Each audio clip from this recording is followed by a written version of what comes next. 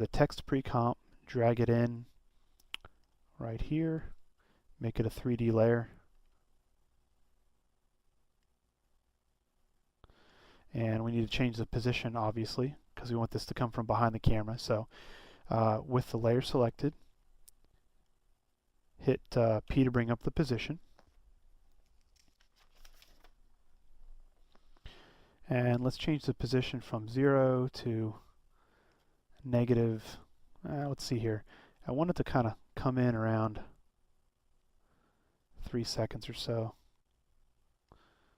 So let's keep pushing it back into the background. You have 9:25. Let's see how that looks. That looks pretty good. I don't like the fact that it's right here and you're coming through it. I want it to be just to the side of it, and it's a little too centered. I want it a little off center, so let's just drag it over just a hair. That's too much. Back. Perfect. There we go. We're almost there. I think it's a little too bright on the outside, so let's go ahead and create a vignette. From the menu, select Layer, New, Solid. We'll call this Vignette. And comp size, any color, doesn't matter. Choose Effect, Generate, Fill. And we're going to fill this with kind of a gray color. So let's grab this and bring it down here. Kind of a lighter gray color. About 191, 191, 191. Let's grab Effect, Generate, Circle. And the way I'm going to do the vignette is use a circle. A lot of times you'll see ovals. I just kind of like the look of a circle with it just being dark on the edges. I think it's a little more filmic. Choose the blending mode to screen. Let's really dial this radius up to something pretty big. 464 looks good. Let's feather this out. Let's see here. Somewhere close to 200 looks good. And let's change the transfer mode to a linear burn. I don't want it affecting the text, so let's go ahead and move the vignette below the text pre-comp, because I want that to be really nice and bright, and if you had the vignette above it, it would darken everything out. So make sure that's below. And I think we really have one kind of final thing to do here in terms of setup, and that's to kind of do an overall color correction. So let's grab a new adjustment layer by choosing Layer, New, Adjustment Layer. And let's add a Curves adjustment, Effect, Color Correction, Curves. And we're going to go to the red channel, and we're just going to bring down the red channel just a bit to kind of colorize everything. There we go. Kind of a greenish, grayish color. And let's go to the RGB and add just a slight contrast curve here, because we want it to be fairly dark.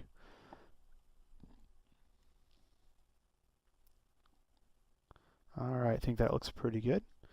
Another thing I want to do though is in the background, I want to feel a little bit of lightning or some action back there. So the way I'm going to do that is to add some exposure adjustments to the background layer.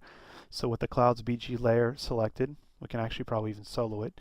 Choose Effect, Color Correction, Exposure, and we're going to figure out where we want that to happen. And I'm going to kind of key one before the text comes in, and then after the text comes in, a couple more smaller ones. So let's also drag the text in there as a solo, or solo that as well. So you can see where the text comes in. So right about 220, I want like the first little bit of flash of lightning or so. So let's hit a keyframe in the master channel on the exposure, set it at 0. Let's page down 5 times and set the exposure up.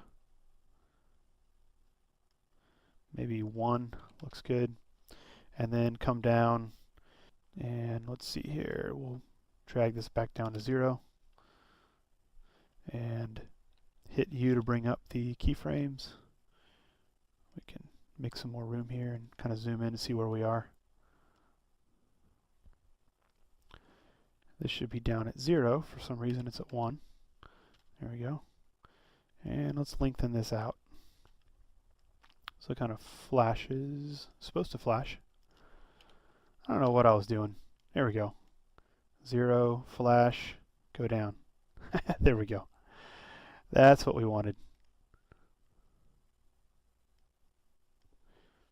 So if we zoom out, we scrub through, we got a flash as it comes in. And then about right here I want another quick flash, so let's set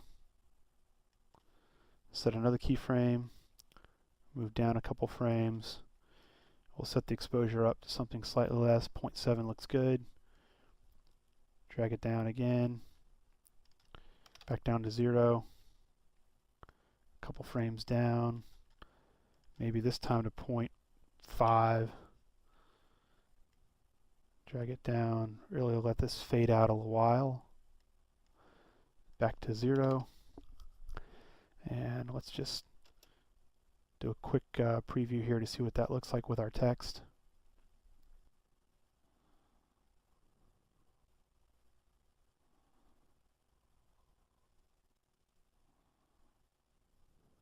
Alright, let's unsolo those and see how that looks with the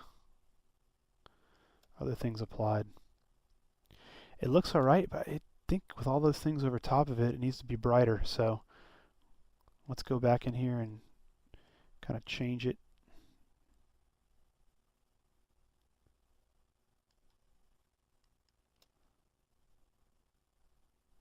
It looks a little bit better. We could change the exposure up and this one up, so you can really see it kind of flashing in the background. Alright. Just to add a little polish to the animation, let's add kind of a fade in and a fade out. So let's get another adjustment layer. Choose Layer, New, Adjustment. And let's rename this Fader. And let's grab the exposure effect again, making sure you're on the first frame. Set a stopwatch. Set the exposure down to -10 or so. Move to 1 second. Set that to 0. And then at about 9 seconds or close to it, set another keyframe. So you just hit U, set a keyframe, and then move to 10, and set it back down to, you know, something dark, -10 or close. And let's see, let's select the rest of these and easy ease them.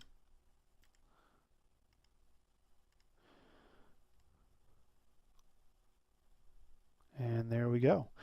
All you got to do is add a little, you know, thunder sound effect when these flashes hit. Looks pretty good. As a final touch, if you wanted to add some motion blur to this, you sure can. All you got to do is turn on the motion blur for your 3D layers. The most important one obviously would be the text. So turn it on there and turn it on here.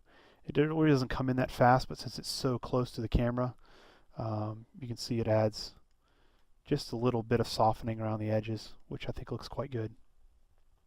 Well, I hope this has been informative and entertaining, and that you can pick up a few tips or tricks in your work. So until next time, this is Michael Park for CreativeCow.net.